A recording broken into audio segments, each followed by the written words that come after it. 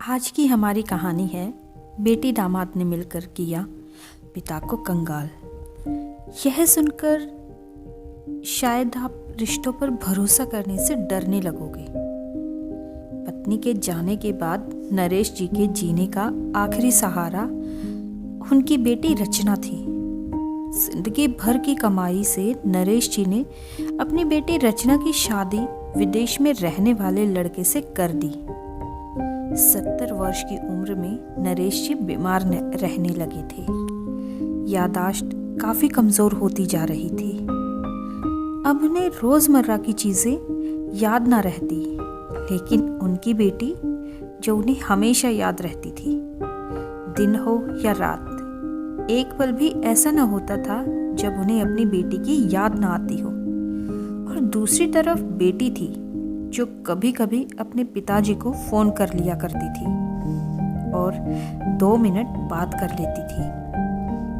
नरेश जी की खुशी का कोई ठिकाना ना होता था तब। जब भी बात होती तो नरेश जी रचना से बोलते, बेटा घर कब आओगी? और बेटी बोलती, पापा आप तो जानते हैं ना, इतनी लंबी छुट्टी मिलना मुश्किल है, पर जब भी छुट्टी मिलेगी हम आएंगे आपसे मिलने। और बूढ़े पिता की आंखें टकटकी लगाए अपनी बेटी का इंतजार करती रहती। एक दिन बेटी का विदेश से फोन आया। हेलो हेलो, सुन रहे हैं ना पापा आप? रचना बोल रही हूँ। कैसे हो आप?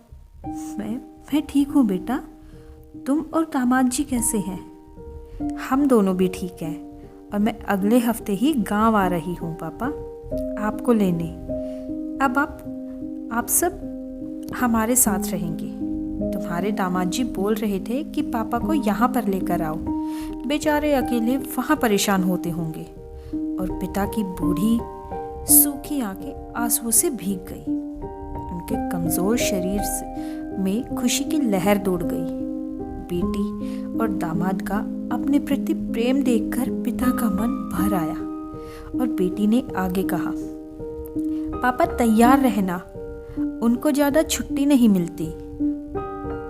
जिससे जितने पैसे लेने हैं और जो कैश बैंक में है सब तैयार रखना। तब तक आपके दामाद प्रॉपर्टी डीलर से भी बात कर लेंगे घर के लिए। और पिता ने कहा, घर के लिए क्यों बेटा? तो बेटी बोली, हाँ पापा, गांव के घर का अब क्या करना? कौन आएगा यहाँ पर? वहाँ रहने तो हमें इसे बेचना पड़ेगा। अब जब हम सब साथ में रहने वाले हैं तो वहाँ पर घर रखने का कोई मतलब नहीं है पापा। और बुढ़ापे की वजह से ठीक से चल भी नहीं पाते थे नरेश जी, फिर भी पूरे मोहल्ले में घूम घूम कर अपनी इस खुशखबरी को सबको सुनाया। सभी को खुशी हुई, सबको लगा अच्छा है, नरेश जी के आखिरी दिन अपने परिवार के साथ खुशी से बीत जाएंगे। घर वापस आकर नरेश जी ने अपने घर के कोने कोने को ऐसे देखा जैसे अपनी दूसरी संतान को देख रही हो। देखे भी क्यों ना, उस घर को उन्होंने अपनी खून पसीने की कमाई से भी बनवाया था। अपनी पत्नी के साथ बहुत सारे सपने भी उसी घर की छत के नीचे देखे थे उन्होंने।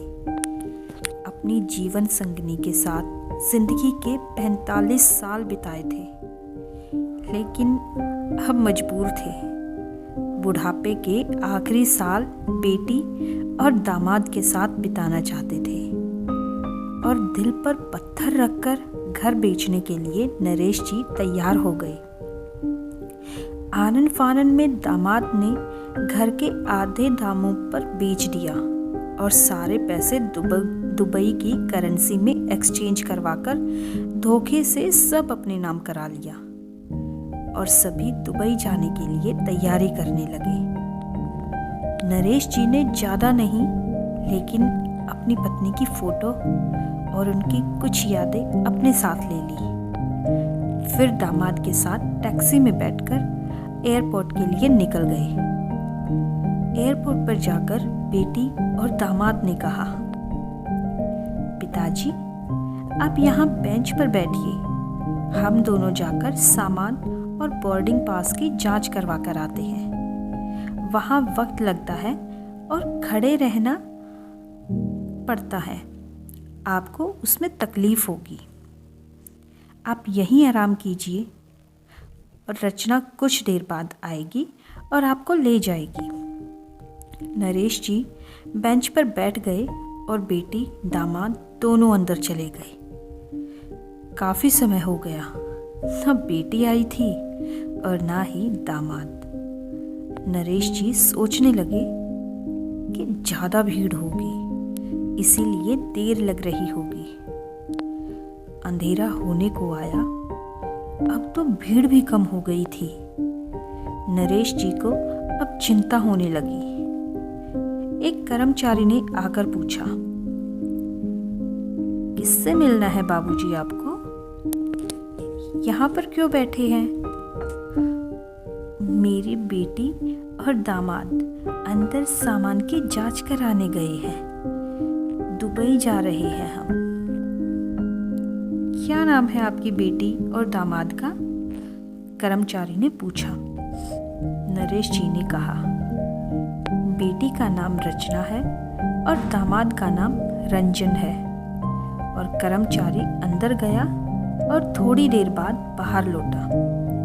उसने नरेश जी से कहा, बाबूजी, दुबई जाने वाली फ्लाइट तो दोपहर में ही जा चुकी है और आपकी बेटी और दामाद भी उस फ्लाइट में जाकर बैठ गए और दुबई जा चुके हैं। अब आपके यहाँ बैठने का कोई मतलब नहीं है। आप भी अपने घर चले जाओ। क्या? जा चुके हैं और मैं घर जाऊं? घर? नरेश जी की आंखों से आंसुओं के सैलाब उठने लगे। जैसे तैसे नरेश जी घर पहुंचे, जो उनका था ही नहीं, जो बिक चुका था। वो वहीं बरामदे में तुलसी के पास सो गए। घर के नए मालिक ने उनको देखा और उन पर दया आई तो एक कमरा किराए पर उनको दे दिया। पेंशन के पैसों से खाना और किराए का बंदोबस्त हो जाता था। धीरे धीरे दिन बीतने लगे। कुछ दिनों के बाद घर के नए मालिक ने नरेश जी से कहा, आप अपने रिश्तेदारों के यहाँ पर जाकर क्यों नहीं रहते? इस उम्र में आपके लिए वही अच्छा होगा। अच्छा तो होगा, लेकिन अगर मेरी बेटी कभी वापस आई तो उसका ख्याल कौन रखेगा? मेरी बेटी बहुत भोली है, उसे अपना ख्याल रखना बिल्कुल नहीं आता। मैं कहीं नहीं जाऊंगा, क्या पता कब उसे मेरी ज़रूरत पड़ जाए। और पिता ने कहा। तब मकान मालिक बोला, बाबूजी, एक बात कहूँ, बुरा मत मानना। आपकी बेटी ने धोखे से आपका सब अपने नाम करा लिया और आपको सड़क पर मरने के लिए छोड़ दिया। और आपको अभी भी लगता है कि वो भोली है। और यह सुनकर बूढ़े पिता की आंखें छलक पड़ी और वो कांपती हुई आवाज़ में बोले, मैं जानता हूँ मेरे साथ बहुत बड़ा धोखा हुआ है, पर बेटा, एक पिता का दिल इस बात को मानने को तैयार ही नहीं है कि मेरी बेटी मेरे साथ ऐसा कर सकती है।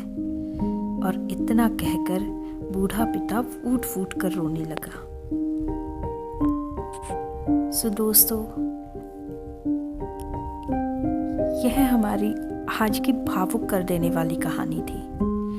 अगर आपको आज की कहानी पसंद आई हो तो आप वीडियो को लाइक, शेयर और कमेंट ज़रूर कीजिए और आगे भी इसी तरह की कहानियों के लिए चैनल को सब्सक्राइब कीजिए। Thanks for watching and keep spotting.